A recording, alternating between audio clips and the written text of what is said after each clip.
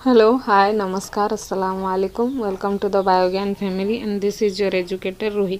आशा करती हूँ आपका जो एग्ज़ाम का प्रिपरेशन है वो बहुत अच्छे से कंटिन्यू है।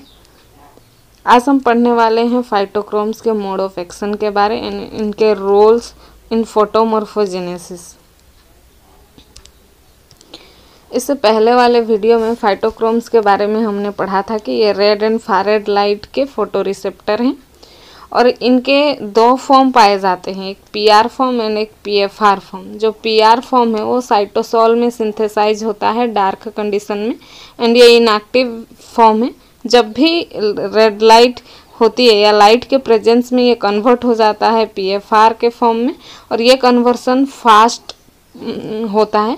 एंड डार्क में पीएफआर हमेशा रेड या फिर फार रेड लाइट के प्रेजेंस में ये पीआर में कन्वर्ट हो जाता है और ये प्रोसेस बहुत स्लो है एंड ये डार्क में होता है, दैट्स वाई इसे डार्क कन्वर्जन भी बोला जाता है। दूसरा, फाइटोक्रोम के स्ट्रक्चर के बारे में हमने देखा था कि ये डाइमर फॉर्म में पाए जाते हैं और इसके दो पार्ट हैं, एक क्रोमोफोर पार्ट है और दूसरा एपोप्रोटीन पार्ट है। दोनों मिलके होलो प्रोटीन बनाते हैं या दोनों मिलके होमोफोर बनाते हैं। फाइटोक्रोम्स दो टाइप के हो सकते हैं, टाइप 1 एंड टाइप 2। टाइप 1 जो है इसके एग्जांपल है फाइटोक्रोम ए और ये डार्क स्टेबल होता है। Phytochrome B C D E जो हैं ये लाइट स्टेबल हैं और ये डीइटियोलेटेड ग्रोथ दिखाते हैं और ये लाइट स्टेबल होते हैं। इतना ही हमने देखा था। और एक पाथवे में हमने देखा था कि जब भी लाइट आती है, लाइट पड़ती है, उसी टाइम पे पीआर पीएफआर में कन्वर्ट हो जाता है और ये न्यूक्लियस को ट्रांसपोर्ट हो जाता है और वहाँ पे फोटोमॉर्फोजेनेटिक रेस्पॉन्स के जो जीन्स हैं उन्हें ट्रांसक्राइब कर देता है और उनका एक्सप्रेशन करा देता है। आज चलिए इसके मोड ऑफ एक्शन के बारे में देख लेते हैं। अगर मोड ऑफ एक्शन की बात की जाए तो इसके कुछ नेगेटिव रेगुलेटर होते हैं। जो फोटो रेस्पॉन्स होता है फाइटोक्रोम के बेसिस पर, उसके कुछ नेगेटिव रेगुलेटर होते हैं और कुछ पॉजिटिव रेगुलेटर होते हैं। नेगेटिव रेगुलेटर कौन कौन है? फाइटोक्रोम इंटरैक्टिंग फैक्टर यानी पीआईएफएस, दूसरे हैं COP1, तीसरा है सप्रेसर ऑफ 5A SPA1। देखो सबसे पहले हम देख लेते हैं फाइटोक्रोम इंटरैक्टिंग फैक्टर्स के बारे में। ये नेगेटिव रेगुलेटर है फोटोमॉर्फोजेनेटिक रेस्पॉन्स के। ये क्या क्या मीडिएट कर सकते हैं, ये क्या क्या कंट्रोल कर सकते हैं? फोटोमॉर्फोजेनेसिस को, सीड के जर्मिनेशन को, शेड एवॉइडेंस।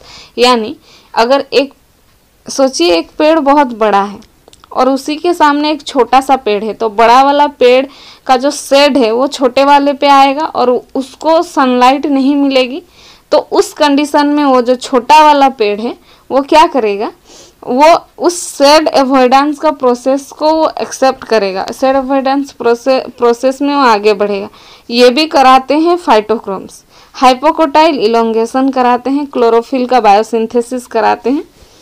दे स्टिमुलेट स्कोटोमॉर्फोजेनेसिस इन डार्क। जब डार्क कंडीशन होगा तो स्कोटोमॉर्फोजेनेसिस, याद कीजिए इससे पहले वाले वीडियो में हमने देखा था कि स्कोटोमॉर्फोजेनेसिस किसे कहा जाता है। स्कोटोमॉर्फोजेनेसिस जब डार्क में कोई प्लांट अगर हो या कम ब्राइटनेस में हो तो उसमें कुछ फीचर्स दिखाई देते हैं, जैसे कोटिलिडन का एक्सपेंशन नहीं होता है, क्लोरोफिल सिंथेसिस कम हो जाती है। ये सारे जो हाइपोकोटाइल का इलोंगेशन होता है, ये सारे जो फीचर है उन्हें ही तो स्कोटोमॉर्फोजेनेसिस बोला जाता है। पेल कलर भी दिखता है। ये जो तो स्कोटोमॉर्फोजेनेसिस के जितने भी कैरेक्टरिस्टिक हैं इनको स्टिमुलेट करता है पीआईएफ डार्क में and serving as a transcriptional activator of dark induced gene. जो डार्क में जो जीन का एक्टिवेशन होता है उनका एक्टिवेटर की तरह ये काम करता है एंड रिप्रेस करता है लाइट इंड्यूस्ड जीन। मतलब फोटो का रेस्पॉन्स होगा, फोटोमॉर्फोजेनेटिक रेस्पॉन्स होगा, उसके लिए तो ये रिप्रेस कर रहा है, इसीलिए तो नेगेटिव रेगुलेटर है। देन COP1 एक E3 यूबिक्विटिन लाइगेज है और ये हमेशा जो लाइट इंड्यूस्ड जीन है या लाइट रेस्पॉन्सिव जीन है उनका डिग्रेडेशन करा देता है थ्रू 26 प्रोटियाजम मीडिएटेड डिग्रेडेशन। डार्क में COP1 पाया जाता है न्यूक्लियस में एंड लाइट में साइटोप्लाज्म में पाया जाता है। तीसरा है SPA1 जो कि COP1 के साथ मिलके ही वर्क करता है, इसी के साथ मिलके डिग्रेडेशन में हेल्प करता है। चलिए अब देख लेते हैं इसके पॉजिटिव रेगुलेटर्स को। जो HY5 है, इलोंगेट हाइपोकोटाइल 5, वो इसका पॉजिटिव रेगुलेटर है। ये की regulator of photomorphogenesis and phytochrome pathway सबसे की रेगुलेटर होते हैं। ये ट्रांसक्रिप्शन फैक्टर है। लाइट में HY5 प्रोटीन का लेवल ज़्यादा होता है। क्यों? क्योंकि ये पॉजिटिवली रेगुलेट कर रहे हैं ना फोटोमॉर्फोजेनेसिस को। एंड डार्क में इनका लेवल बहुत कम हो जाता है। ये हमेशा न्यूक्लियस में पाए जाते हैं। और कुछ पॉजिटिव रेगुलेटर्स में अलग जीन्स भी हो सकते हैं, जैसे LAF1, HFR1। ये सारे जो हैं, ये जो ट्रांसक्रिप्शन फैक्टर हैं, ये भी पॉजिटिव रेगुलेटर्स की तरह काम करते हैं। Mode of action of phytochrome को थोड़ा बहुत देख लेते हैं। देखिए, COP1 जो है वो नाइट जब है तब वो न्यूक्लियस के अंदर मूव कर रहा है, और यहाँ पे 5-1 एक्टिव है। याद कीजिए, 2 टाइप में जब हम लोग पढ़े थे, 5A जो है वो डार्क स्टेबल था, वो टाइप 1 में आ रहा था और डार्क स्टेबल था। ये हमेशा इटियोलेटेड ग्रोथ कराता था। तो जब भी डार्क कंडीशन होगा या कम लाइट होगा तो ये एक्टिवेट होगा। COP1 अंदर गया, COP1 के साथ SPA1 मिल के ये जितने लाइट इंड्यूस्ड फैक्टर हैं, लाइट मतलब पॉजिटिव रेगुलेटर हैं, इनका 26X प्रोटियोजम पाथवे से डिग्रेडेशन करवा दे रहा है एंड फोटोमॉर्फोजेनेटिक रेस्पॉन्स को होने नहीं दे रहा है। जब लाइट आ गया तब क्या हुआ, COP1 न्यूक्लियस के बाहर चला गया और SPA1 अकेले रह गया। और 5-1 क्योंकि डार्क स्टेबल था, अब जब लाइट आ गया है 5-1 का डिग्रेडेशन हो जाएगा through 26X प्रोटियोजम pathway and COP1 बाहर है, SPA1 अकेले रह गया है। दैट्स वाई ये जो जितने ट्रांसक्रिप्शन फैक्टर हैं इन्हें वो रोक नहीं पाएगा और ट्रांसक्रिप्शन हो जाएगा और जीन का एक्सप्रेशन हो जाएगा। वो सारे जीन्स का जो लाइट स्टेबल थे और लाइट में उनका एक्सप्रेशन हो रहा था, वो जीन्स का ट्रांसक्रिप्शन हो जाएगा।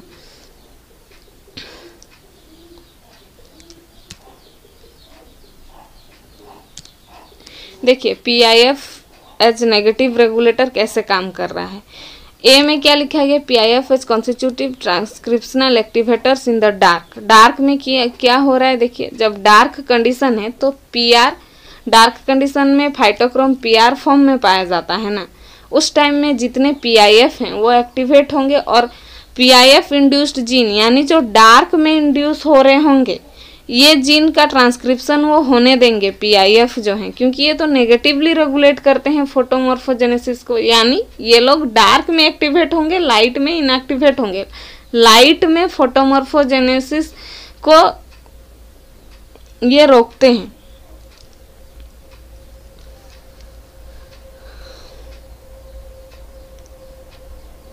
दूसरा जो है, लाइट के प्रेजेंस में PR PFR में कन्वर्ट हो गया और ये PIF को डिग्रेड कर देते हैं। डिग्रेड कर देंगे तो यहाँ PIF नेगेटिव रेगुलेट करने के लिए नहीं है, इसलिए PIF इंड्यूस्ड जीन का ट्रांसक्रिप्शन रुक जाता है। PIF इंड्यूस्ड जीन का ट्रांसक्रिप्शन क्यों रुक गया, क्योंकि ये तो लाइट में काम नहीं करेंगे ना, ये तो रिप्रेस रहेंगे लाइट में, क्योंकि ये तो डार्क में काम कर रहे थे।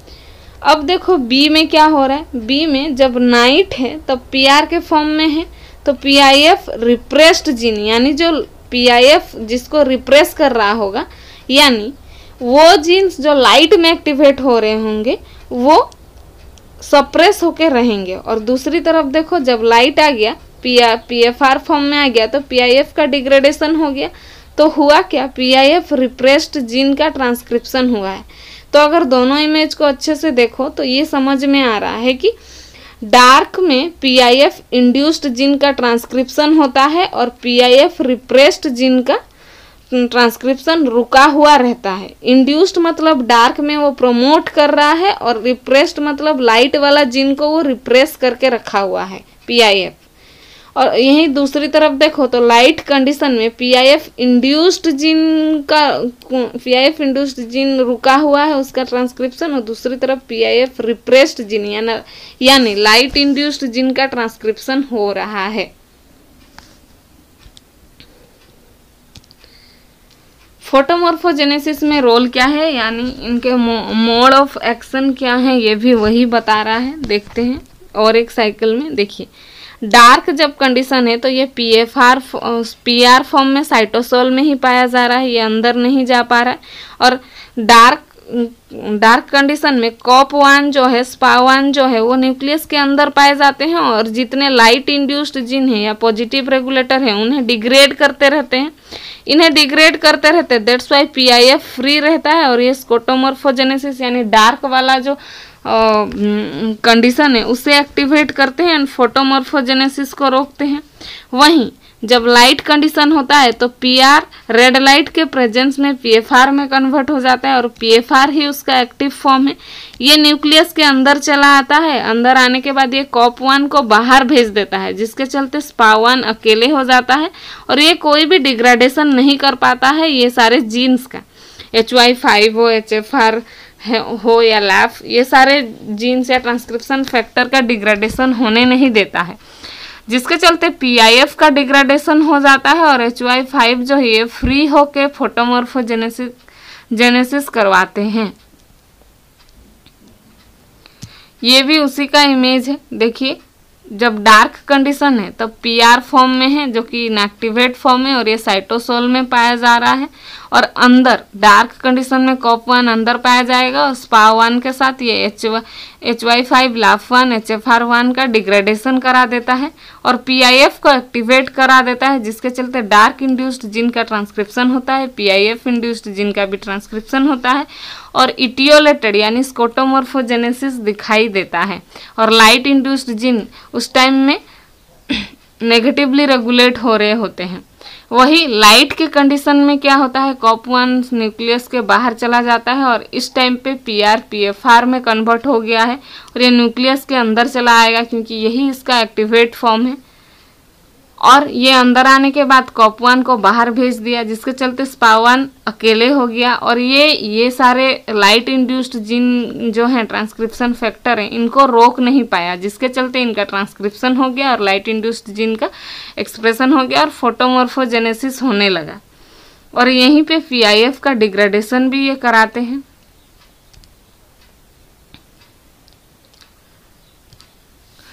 और फाइटोक्रोम रेस्पॉन्सेस की बात की जाए तो फाइटोक्रोम का फोटो एक्टिवेशन होने के बाद इनका जो मॉर्फोलॉजिकल रेस्पॉन्स है जो ये चेंज कराते हैं ये आप देख सकते हैं, ऑब्जर्व कर सकते हैं कुछ टाइम के बाद। एंड वो टाइम जो है या तो कुछ मिनट में हो सकता है या तो कुछ वीक में हो सकता है। वो फाइटोक्रोम के डिफरेंट रेस्पॉन्स के लिए डिफरेंट टाइम चाहिए। Red light induce effect are reversible by far red light, ये तो हमने पिछले वीडियो में ही देख लिया था जब रेड लाइट डिस्कवरी में देखा था कि रेड लाइट के प्रेजेंस में जो PR PFR में कन्वर्ट हो रहा था वो PFR फारेड लाइट के प्रेजेंस में या तो डार्क कंडीशन में रेड में रिवर्सिबल हो PR फॉर्म में red light acceptance observance form में रिवर्स हो जा रहा था और उसके सारे इफेक्ट भी रिवर्स हो रहे थे। ये तो हमने उसी टाइम पे देख लिया था और यहाँ वही होता है। बट यहाँ पे बोला गया है कि जो रिवर्सिबल पॉइंट है, रिवर्सिबल नेचर है, ये कुछ टाइम के लिए ही होता है, लिमिटेड पीरियड ऑफ टाइम के लिए ही होता है, हमेशा नहीं होता है। Different amount of light are required to induce different phytochrome responses. And जो अलग अलग फाइटोक्रोम के रेस्पॉन्स देखते हैं, अलग अलग चीज़ों को रेगुलेट करता है, उसके लिए अलग अलग अमाउंट के लाइट चाहिए और जितना अमाउंट का लाइट चाहिए उसी को फ्लुएंस बोला जाता है। और इसी बेसिस पे दो टाइप के रेस्पॉन्स को देखा गया है, एक है लो फ्लुएंस रेस्पॉन्स एंड दूसरा है हाई इराडिएशन रेस्पॉन्स। एक है LFR और एक है HIR।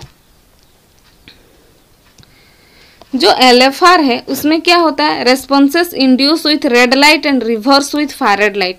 ये जो रेस्पॉन्स है फाइटोक्रोम के, ये जो रेस्पॉन्स फाइटोक्रोम के मीडिएटेड होते हैं या फाइटोक्रोम के द्वारा होते हैं, ये रेड लाइट के प्रेजेंस में इंड्यूस होते हैं एंड फारेड लाइट के प्रेजेंस में ये रिवर्स हो जाते हैं, यानी उल्टा हो जाएंगे। जो रेस्पॉन्स दिखा होगा वो रिटर्न बैक हो जाएगा। Light induced response is a function of total Fluence and independent of Fluence rate. And ये क्या होता है, टोटल फ्लुएंस उसको जितना मिला एंड उसके ऊपर डिपेंड करता है एंड इंडिपेंडेंट होता है। लाइट जो अमाउंट ऑफ लाइट उसे मिला उसी को वो डिपेंड करता है, ये नहीं कि उस लाइट का रेट क्या था। एग्जाम्पल में क्या आते हैं, promotion of lettuce, seed germination जो होता है एंड लीफ का मूवमेंट जो कराता है फाइटोक्रोम, ये दोनों ही रेस्पॉन्स में लो फ्लुएंस रेस्पॉन्स यानी कम अमाउंट का लाइट चाहिए होता है।